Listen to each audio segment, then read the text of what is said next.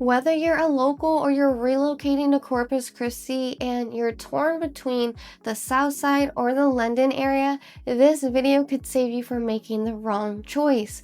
These areas are growing fast, but they do offer very different lifestyles, and without knowing what really sets them apart, you could end up in the wrong neighborhood, stuck with the longer commute, or feeling disconnected from the lifestyle that you actually want. Hey everyone, I'm Lezli Milner, your local realtor here in Corpus Christi, and in this video I'm going to be breaking down everything you need to know about these two areas: the schools, home prices, lifestyle, as well as some pros and cons, so that way you can make the right call for you and your family. Whether you're relocating or you're making a move across town, you're going to want this information before you buy. Let's start with a brief overview of what each area is like, because the vibe is very different. The Southside is one of the most developed areas here in Corpus, and as you can see, it is a large majority of the city, which is why it's one of the fastest growing areas. You've got established neighborhoods, shopping centers, restaurants, doctor's offices, gyms. Pretty much everything you need is nearby. It's convenient, active, and constantly expanding, especially with new construction popping off of Yorktown. It's also popular with military families since it's a straight shot to the naval base. The London area, on the other hand, feels more removed from the city. Now, London is not its own town, it's still technically part of Corpus Christi, but it gives you a little bit more private, open feel. You have larger lots, newer subdivisions, fewer commercial spaces, although that's slowly changing as development ramps up. It's ideal if you want a little more space and you don't mind being about 10 to 15 minutes away from most shopping and dining options. A big draw here, though, is the London Independent School District. Schools are a big reason why people choose one side of town over the other, especially if you're relocating with kids or you're planning to have them in the near future. In the London area, you're zoned to London ISD, which has built a solid reputation for being one of the top-rated districts here in the Corpus Christi area.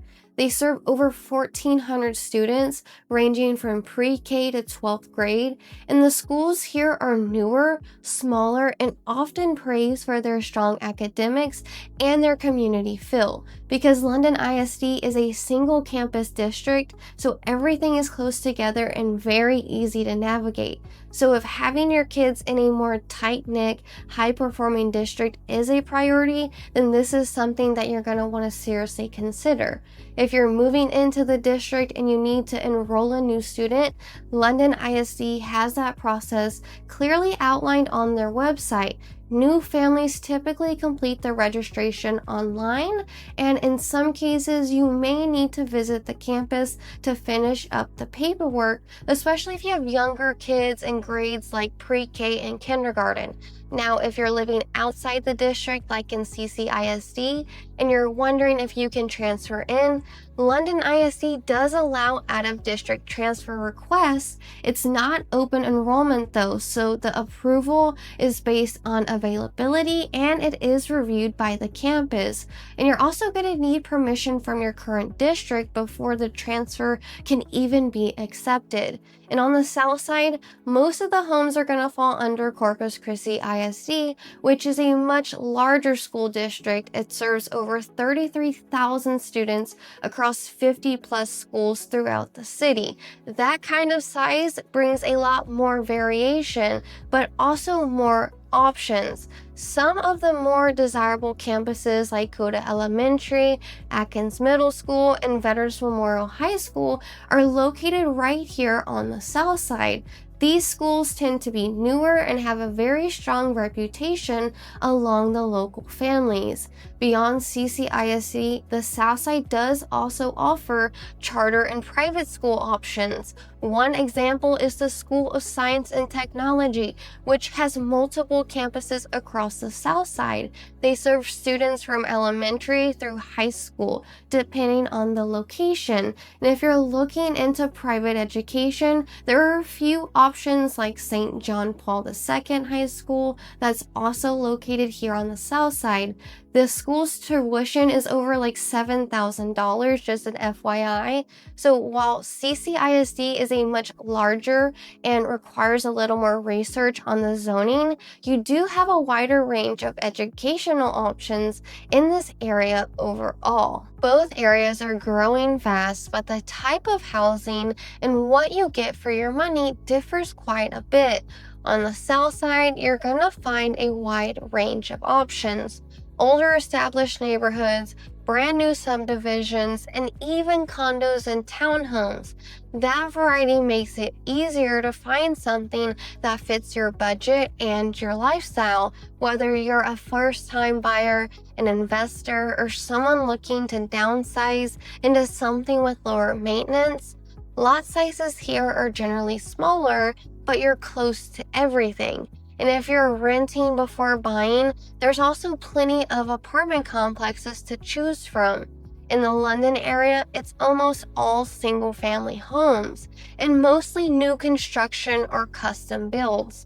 You're going to see larger lots, more square footage, and homes that are often a bit more spread out. London is an area where you're going to find half-acre and acre lots, but that does come with a higher price point and fewer options overall. There are no condos, townhomes, or apartment complexes in London right now, but that could change in the future as the area continues to grow, but for now it's strictly single-family homes and some commercial development. As for pricing, homes in the London area have a median price closer to $400K, and they're taking a little bit longer to sell, averaging about 133 days on the market. On the South Side, the median price is around $305,000, and because there's such a variety of homes from entry level to luxury, some listings fly off the market, while others take a little bit longer.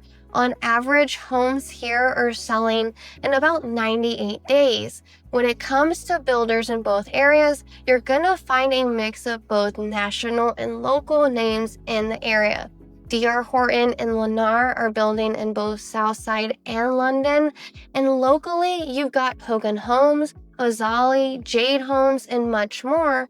So even if you're comparing different neighborhoods, the quality and style of homes can be very similar depending on who the builder is. This is where things really start to separate. If convenience is important to you, whether it's for work, errands, or everyday activities, the South Side is probably going to feel a lot more accessible. You're close to just about everything: H-E-B, gyms, restaurants, coffee shops, medical offices, shopping centers, and even entertainment like movie theaters, bowling alleys, golf, and the new aquatic center. It's also better connected when it comes to getting around. Whether you're heading downtown, to the base, or over the bridge, you're already in the middle of town, so drive times are usually shorter. However, if you're going across town and you hit every light on one of the feeder roads, it could be a slight delay. Traffic can be heavier here though, especially with all the ongoing development and the road construction, but it's not unmanageable. Now, that London area is more tucked away, like I mentioned, but that's part of the appeal. It's quieter, there's less traffic, and everything feels more open. But because of that, the commute is going to typically be a little bit longer.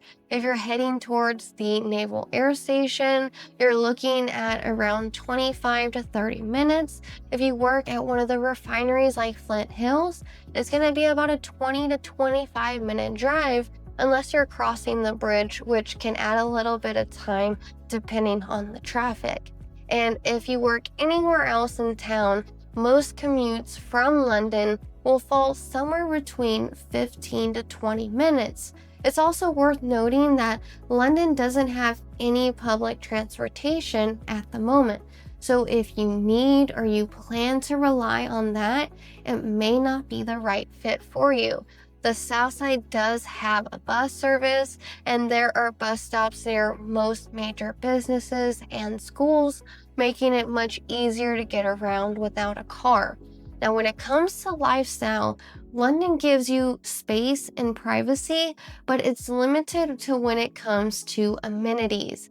There's a small retail center with a few local businesses and a church that's currently under construction near the King's Landing neighborhood, but not much else. You're not going to find parks, trails, or public recreational areas just yet. And even something like a gas station requires about a 10-minute drive. Meanwhile, the Southside has everything already in place. So what area is best for who? Well, in my opinion, it really comes down to what you're looking for. If you want to be close to restaurants, shopping, schools, and just have an easier commute, then the Southside is probably going to make more sense for you. It's more built out, everything's nearby, and it's a solid choice if convenience is a top priority. But if you're looking for something newer with larger homes, more space, and you're drawn to a smaller school district like London ISD, then the London area might be a better fit for you, even if that means being a little further from town. I work with buyers in both areas, and once they have their priorities straight, the choice usually becomes pretty clear. Truthfully, whether you're leaning towards the Southside or the London area, it's important to note both are great areas. If you'd like to have a conversation to get an idea of what works best for you in your situation, feel free to reach out to me. You'll find my contact information in the description below. I've also included a list of active properties in both London and the Southside for those who would like to see the difference in inventory. Lastly, if you found this video helpful, please give this video a like and hit that subscribe button below so you never miss out on any of my future content. Again, thanks for watching, and I'll see you in the next one.